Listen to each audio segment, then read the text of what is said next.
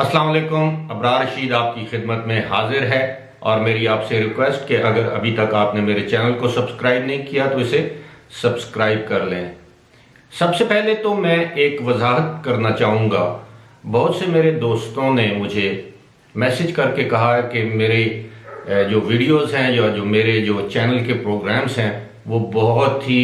Informative होते हैं, यानी मालूमात पर मबनी होते हैं और मुझे किसी पाकिस्तानी टेलीविज़न चैनल को ज्वाइन करना चाहिए, वहाँ पर नौकरी करनी चाहिए। तो ऐसे दोस्तों से मेरी गुजारिश है कि अल्हम्दुलिल्लाह मैं खुद एक अखबार का मालिक हूँ और इस वक्त पाकिस्तान के सबसे बड़े मीडिया ग्रुप के साथ मुंसलिक हूँ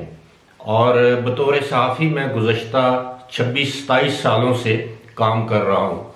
और ये जो मेरा चैनल है इसको आप मेरा शौक़ समझें, इसको मैंने आमदन का ज़रिया बना के शुरू नहीं किया या इससे मैंने किसी बड़ी आमदन की तवक्को करके ये चैनल शुरू नहीं किया, बल्कि ये एक आप समझ लें कि एक शौक़ की वजह से इसका आगाज़ मैंने किया है और बड़ा रिसेंटली किया है। अब मैं आता हूँ, आज की जो खबर है वो ये है कि यूएई के हुक्मरानों ने अपने लोगों पर बड़ी बरहमी का इजहार करते हुए ये कहा है कि उन्होंने जो ईद के मौके पर लॉकडाउन में सख्ती के जो ऐलानात किए हैं, जुर्मानों के जो ऐलान किए हैं, वो खुशी से नहीं किए, बल्कि उनका ये कहना था। गुज़श्ता रोज़ एक इजलास के बाद एक प्रेस कॉन्फ्रेंस से खिताब करते हुए मुख्तलिफ हुकाम ने कहा कि उन्हें बड़ा अफसोस हुआ, बड़ा दुख हुआ कि गुज़श्ता दिनों यानी रमज़ान के दिनों में लॉकडाउन में जो नरमी की गई उसका लोगों ने नाजायज़ फ़ायदा उठाया और जिसकी वजह से न सिर्फ कोरोना वायरस के केसेस में मज़ीद इजाफा हुआ, बल्कि एक दिन यूएई की अब तक की तारीख में सबसे ज़्यादा यानी 832 केसेस का इजाफा देखने में आया और 4 अमवात भी हुई, जिसके बाद ये फैसला किया गया कि ईद के मौके पर लॉकडाउन को सख्त किया जाए, लोगों को घरों में पाबंद किया जाए, मॉल्स के टाइमिंग कम किए जाएं और जो पब्लिक मकामात हैं वहाँ पर लोगों का मेल जोल और ईद के मौके पर मेल जोल, पार्टीज, गैदरिंग्स, इन पर पाबंदी आयद कर दी जाए। तो ये तो है उस लॉकडाउन का बैकग्राउंड। और अब अगर हम ये देखें कि यूएई में अब तक जो कोरोना वायरस से मुतासरा मरीजों की तादाद है वो 25,063 हो गई है और इससे जो हलाक हुए हैं उन अफराद की तादाद है 227, जबकि इसके बरक्स पाकिस्तान में 45,898 तकरीबन 46,000 अफराद अब तक कोरोना वायरस का शिकार हो चुके हैं और अमवात की तादाद है 985। अब दुबई के हुकाम ने तो एक जानब ईद से पहले या ईद की आमद पर, ईद के मौके पर मजीद सख्ती का ऐलान कर दिया है, जबकि इसके बरक्स हम देखें तो पाकिस्तान में नरमी कर दी गई है। अब तो सुप्रीम कोर्ट ने ये हुक्म दिया है कि तमाम मार्केटें, तमाम पब्लिक ट्रांसपोर्ट, तमाम बाजार वगैरह खोल दिए जाएं और जिस वक्त तक लोग शॉपिंग करना चाहते हैं वो शॉपिंग कर लें। और आपको बैकग्राउंड में एक वीडियो आप देख रहे हो तो आपको ये अंदाज़ा हो रहा होगा कि पाकिस्तान में इस वक्त सूरत हाल क्या है। एक के ऊपर एक इंसान चढ़ा हुआ है, इसमें ख़वातीन भी शामिल हैं, मर्द हजरात भी शामिल हैं, बच्चे भी शामिल हैं और गलियों में, बाज़ारों में, मार्केट्स में आप जिस तरफ देखें भीड़ ही भीड़ नज़र आ रही है, जिसके बायस अब तिब्बी माहिरीन का ये खदशा है कि खुदा न ख्वास्ता आइंदा 1 से 1.5 महीने में पाकिस्तान में कोरोना वायरस से मुतासरा अफराद की तादाद लाखों में जा सकती है और जो लोग इस वबा की वजह से जाँ बहक हो सकते हैं उनकी तादाद भी हज़ारों में जा सकती है। यानी ये पाकिस्तान दुनिया के 10 ऐसे ममालिक में शामिल हो सकता है जहाँ कोरोना वायरस के मरीज़ों की तादाद भी ज़्यादा है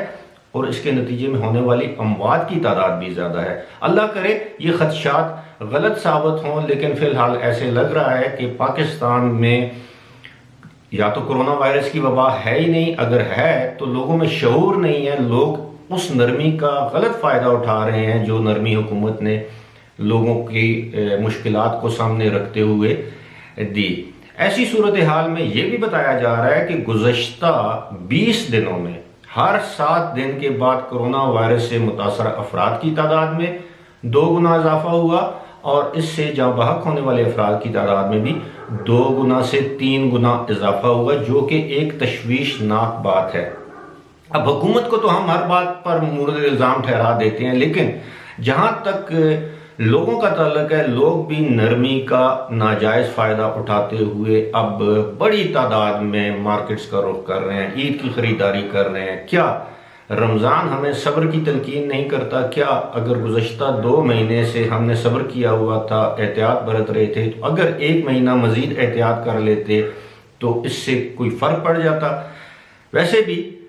रमज़ान तो हमें सिखाता है कि कनात पसंदी, रमज़ान हमें सिखाता है कि सब्र, अल्लाह पर तवक्ल, लेकिन मुसलमान होने के बावजूद हमने अल्लाह पर तवक्ल करना भी छोड़ दिया, कनात पसंदी भी छोड़ दी। और जब मैं देखता हूँ कि बड़ी तादाद में ख़वातीन उन दुकानों, उन मार्केट्स का रुख करती हैं जहां पर इस वक्त,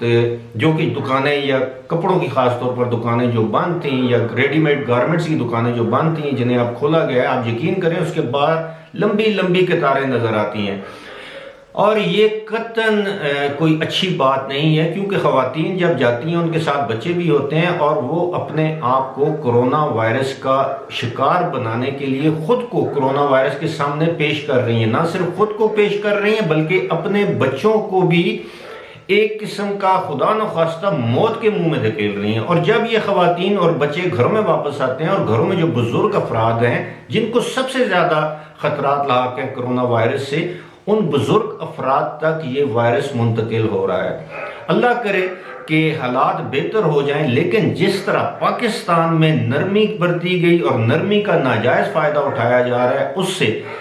इन खदशात को तक़वियत मिलती है कि खुदा न खास्ता आइंदा चंद दिनों में सूरत हाल इंतहाई तशवीशनाक और इंतहाई ख़तरनाक हो सकती है। और न सिर्फ कोरोना वायरस के मुतासरा मरीजों की तादाद में, बल्कि इससे होने वाली अमवात की तादाद में हमारे तसव्वुर से भी ज़्यादा इजाफा हो सकता है। ताहम मेरी दुआ है कि ऐसा बिल्कुल ना हो। फिलहाल इसी के साथ मुझे दीजिए इजाज़त। खुदा हाफिज़।